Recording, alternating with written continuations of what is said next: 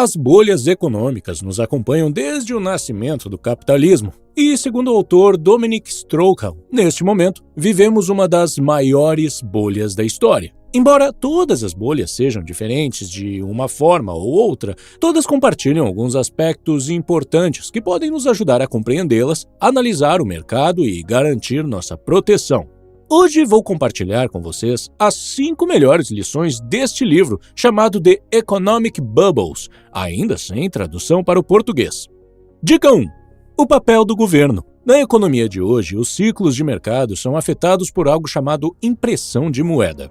Claro que hoje em dia essa frase serve apenas como metáfora, já que a maior parte do dinheiro que usamos atualmente é virtual. E quando dizemos que o dinheiro está sendo impresso, não queremos dizer exatamente colocar papel na impressora e esperar que as notas saiam. Hoje, moeda é criada cada vez que um banco emite um empréstimo. Depois que você se qualifica para o empréstimo, o banqueiro simplesmente abre seu sistema e digita o valor desejado. Sim. É simples assim. Como o dinheiro não está mais vinculado a nenhum outro ativo, como acontecia antigamente com o ouro, ele praticamente aparece do nada. E o papel do governo nessa equação é definir o preço do dinheiro que você recebe do banco. Isso é feito com a ajuda das taxas de juros. Quando os governos precisam estimular a economia por causa de uma crise ou alguma outra circunstância, como a pandemia que nos atingiu no início de 2020, eles mantêm as taxas de juros baixas para ganhar moeda barata e assim fazem mais pessoas pegarem mais dinheiro emprestado, que é gasto na economia. E, em última análise, isso leva ao crescimento econômico. Mas tem um mas, e é um mas bem grande. Por mais que no curto prazo a economia seja impulsionada artificialmente, o que leva a uma tendência de alta e crescimento no longo prazo há algumas consequências com as quais ninguém quer lidar. Vou explicar com uma história simples que o autor fornece. No local para onde o dinheiro flui, os preços sobem, ou pelo menos não caem tão visivelmente. E se o dinheiro recém-impresso está fluindo para lá, então os preços estão subindo naquele local, mas sem cair em outros lugares. Se você decidir comprar uma laranja em vez de uma banana, provavelmente você não fará com que o preço das frutas se altere imediatamente na etiqueta do mercado, mas ainda assim você envia um sinal poderoso para que os preços se ajustem. Se um número suficiente de pessoas tomar essa mesma atitude e comprar laranjas em vez de bananas, então o preço das bananas começará a cair e o preço das laranjas começará a subir. Os agricultores pensaram cuidadosamente sobre o que cultivar em seguida e provavelmente haverá alguns que começarão a cultivar laranjas em vez de bananas.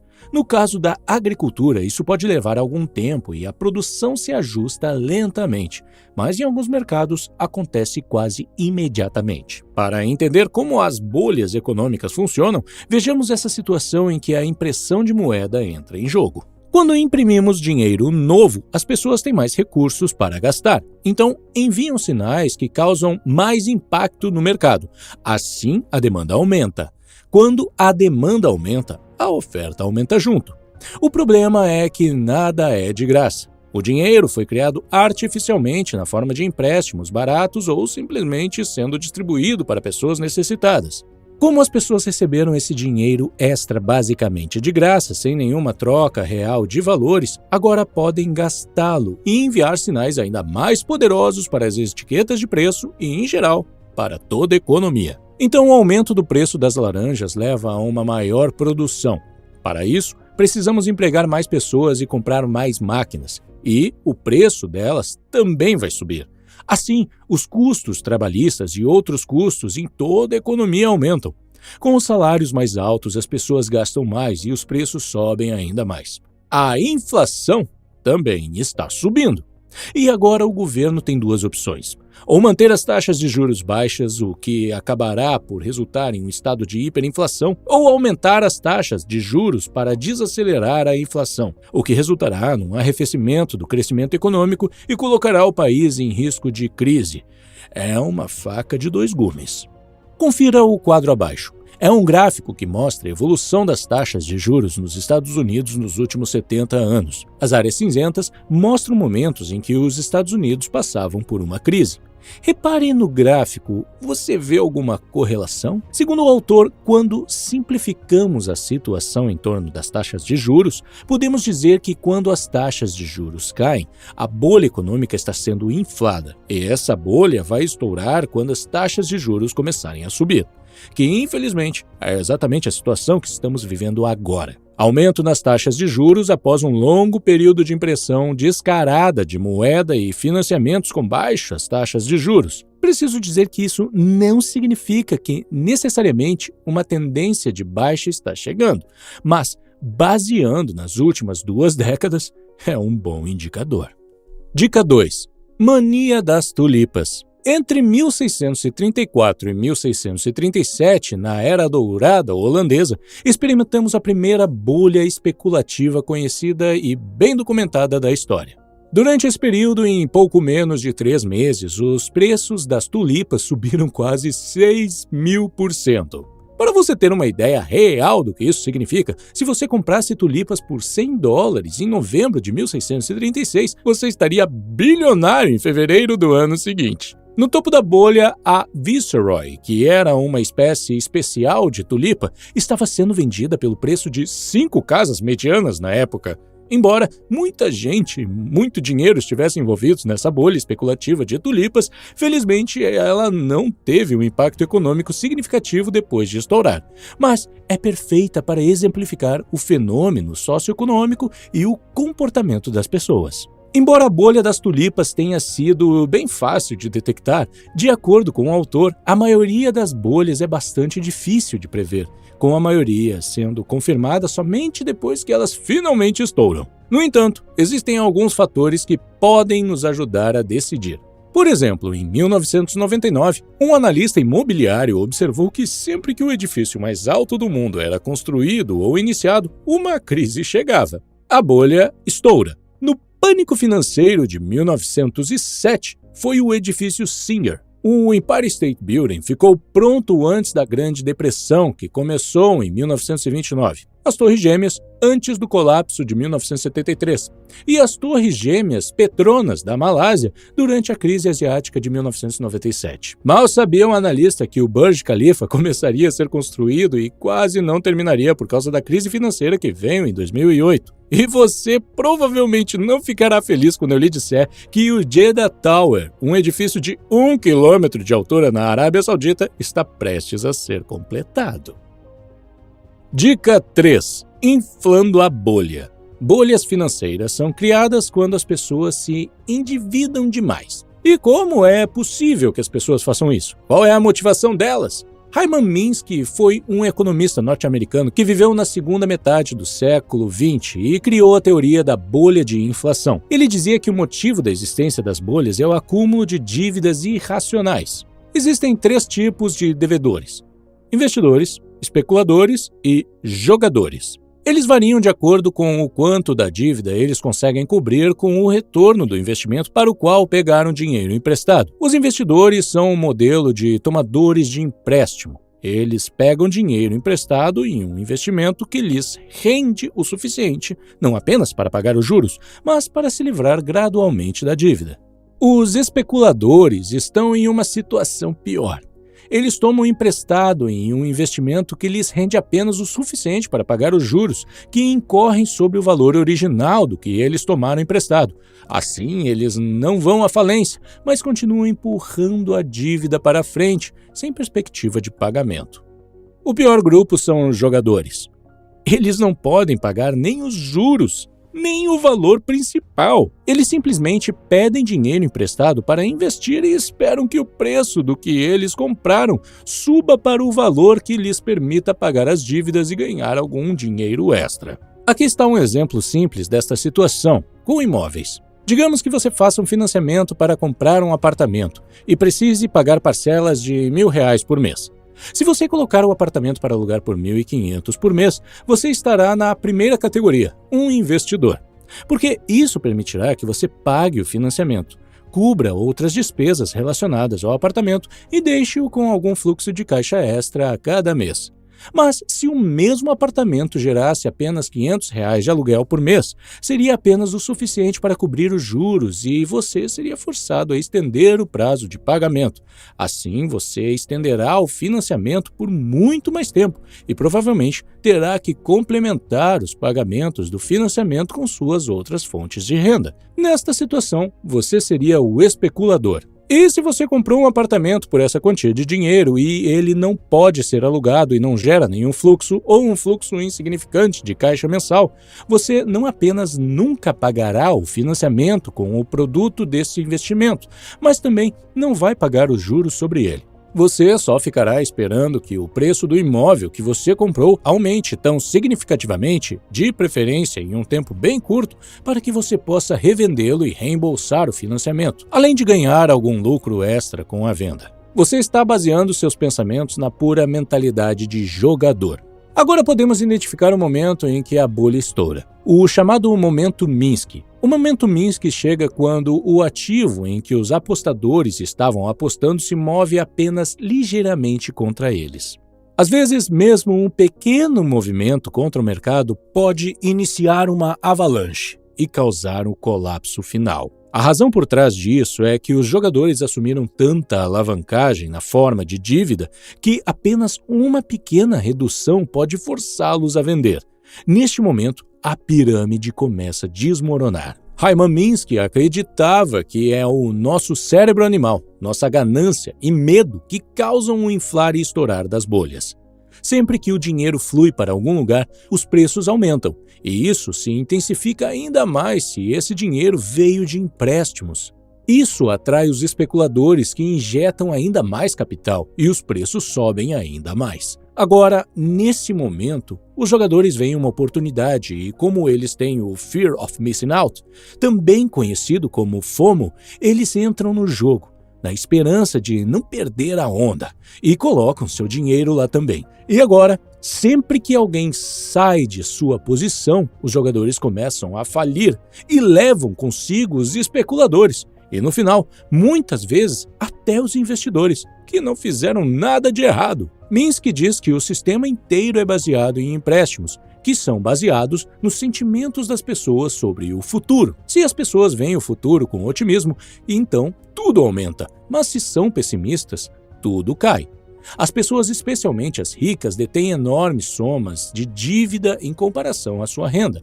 Esta é a razão pela qual o sistema financeiro é tão frágil. Primeiro, os jogadores começam a desmoronar, depois levam consigo os especuladores, o que acaba causando um efeito dominó.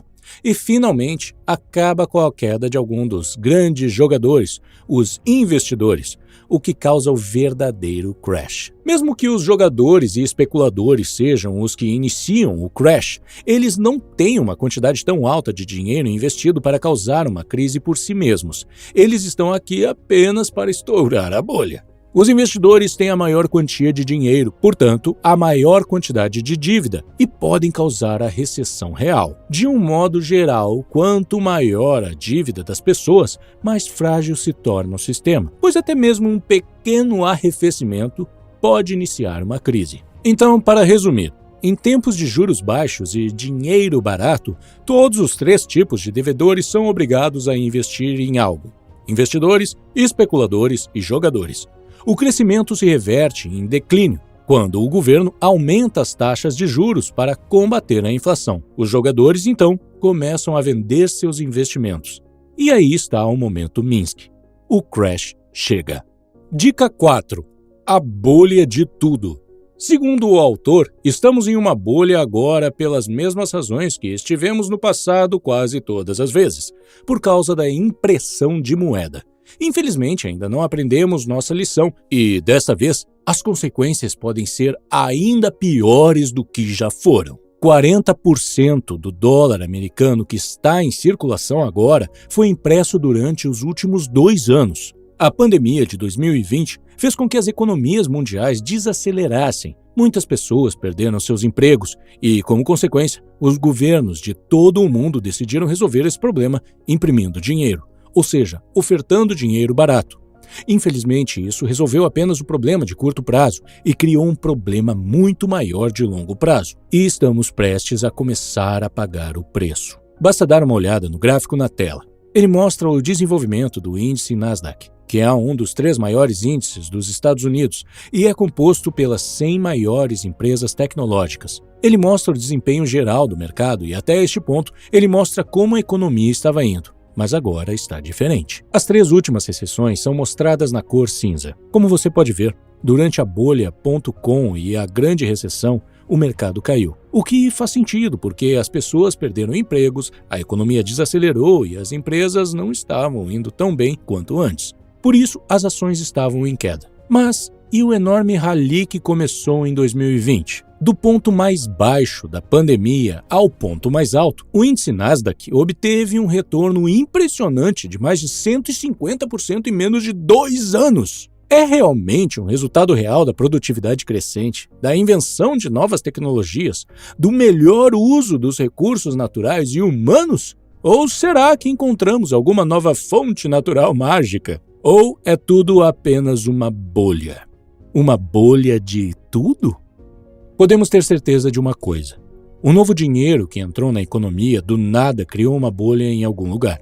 E as ações são mais suscetíveis a isso. Quando as pessoas ficam mais ricas e têm mais dinheiro, o que provavelmente vão comprar?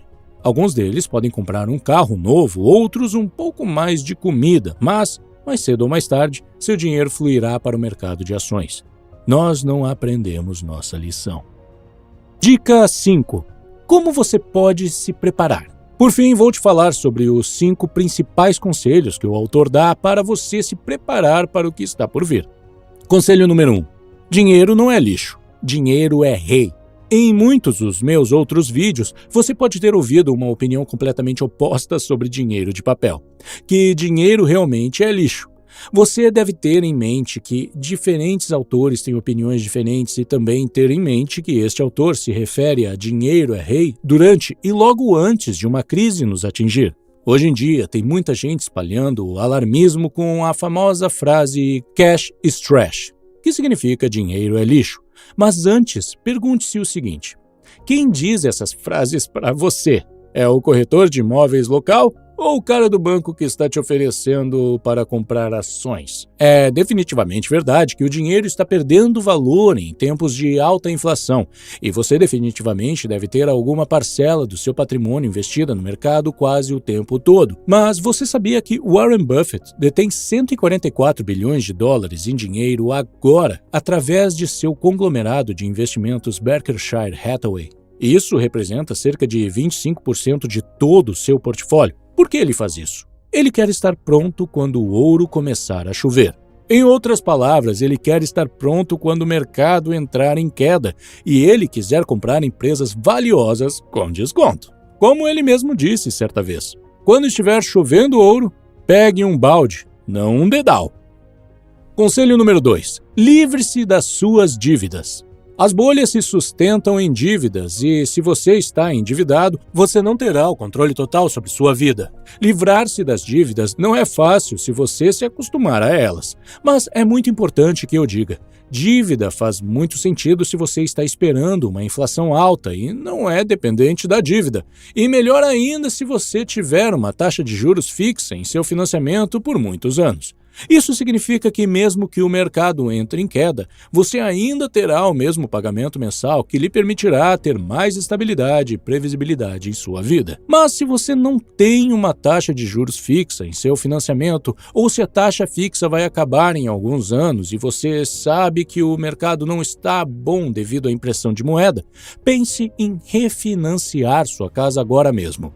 Isso permitirá que você tenha uma taxa de juros fixa decente no seu financiamento pelos próximos 10 a 15 anos, e assim você não vai precisar se preocupar com as taxas subindo quando a economia não estiver indo bem. Além de receber algum dinheiro extra fora do financiamento de sua casa que você pode usar quando o ouro começar a chover. Se você não refinanciar seu financiamento quando os tempos estiverem bons, poderá enfrentar taxas de juros muito altas quando o período de taxa fixa terminar.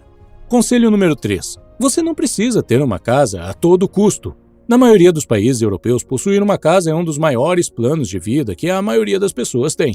Na Romênia, 95% das pessoas moram em uma casa própria, e na República Tcheca, mais de 80% também.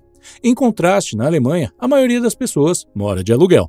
Existe uma crença errônea comum de que o financiamento é um investimento, enquanto o aluguel é um consumo líquido. Mas esta é uma maneira muito simplificada de ver as coisas. Até o aluguel pode ser um investimento. A verdade é que morar de aluguel é mais flexível e quando a bolha estoura, por exemplo, você pode se mudar facilmente.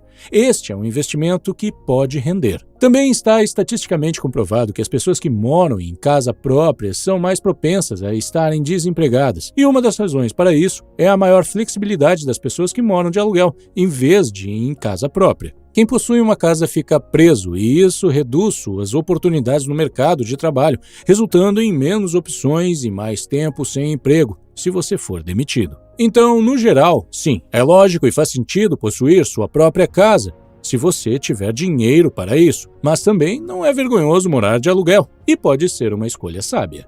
Conselho número 4. Ouro, prata e Bitcoin. Em que faz sentido investir? Infelizmente, não posso lhe dar nenhum conselho financeiro. Eu só posso dizer o que o autor recomenda em seu livro, e você pode usar seu melhor julgamento no futuro. Durante as últimas 11 recessões americanas, isso foi o que aconteceu. Em 6 delas, o ouro acabou em lucro, e nas outras 5, em prejuízo. Quando se trata de prata, geralmente funciona ao contrário. Durante uma crise, a prata geralmente fica em queda. Assim, em comparação, o ouro parece ser mais adequado para a preservação do capital em tempos difíceis. Mas há um problema. Se os grandes jogadores, como bancos e outras instituições financeiras, como fundos de hedge, etc., estão apostando no aumento do ouro durante a crise e esperam problemas econômicos em um futuro próximo, então é provável que já o compraram. Então, provavelmente o ouro subirá de valor durante desacelerações inesperadas. Certamente, não é uma aposta segura. Pessoalmente, compro ouro não como um investimento, mas como uma reserva de valor a longo prazo. Também vejo como uma alternativa a outras moedas. O ouro costumava ser uma moeda, como o dólar e o euro, e ainda o vejo como moeda. Como é bastante líquido e posso convertê-lo em qualquer outra moeda, sinto-me confortável em mantê-lo como uma alternativa ao dinheiro.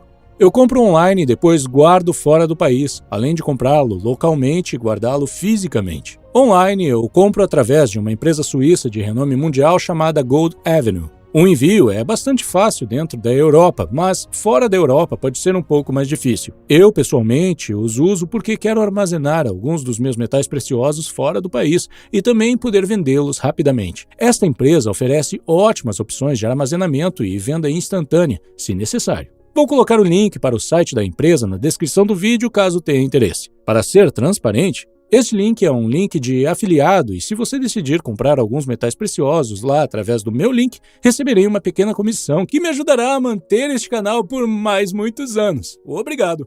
Eu incluí propositadamente o Bitcoin na mesma categoria dos dois metais preciosos. Mesmo sendo digital, é semelhante a eles, pois também não é um ativo que produz algo. Está simplesmente aqui para ser usado como um potencial depósito de valor. Ouro, prata e Bitcoin vão um pouco contra o sistema. Eles servem como uma alternativa, então, quanto pior o mundo do dinheiro estiver, melhor para eles. Assim, eles se beneficiam 2 vezes do novo dinheiro impresso. Uma vez porque o dinheiro flui para eles e, em segundo lugar, como alternativa. E isso torna o ouro e o Bitcoin novos candidatos a uma moeda melhor. Conselho número 5. Observe o governo. Se desligue da mídia. Todas as lições desse vídeo têm uma missão: tornar você mais proativo em vez de reativo. Agora, você sabe por que os governos aumentam as taxas de juros. Você sabe por que o mercado de ações está caindo e etc. Então, fique ciente das ações do governo e de grandes instituições financeiras e faça essas perguntas a si mesmo. Como estão evoluindo as taxas de juros? Qual é a demanda por ouro agora? Quanto dinheiro o governo está imprimindo? Como está o mercado de ações? Como está o mercado de ações em relação ao crescimento econômico real? Há muitas maneiras pelas quais a mídia está tentando distrair as pessoas para que não vejam a verdade. Eles usam títulos enganosos para te fazer clicar em matérias que tendem a te convencer que está tudo bem ou que tudo está ruim. mesmo que a verdade seja completamente o contrário. Então, da próxima vez, se desligue da mídia. Abra os olhos e observe os passos do governo com precisão.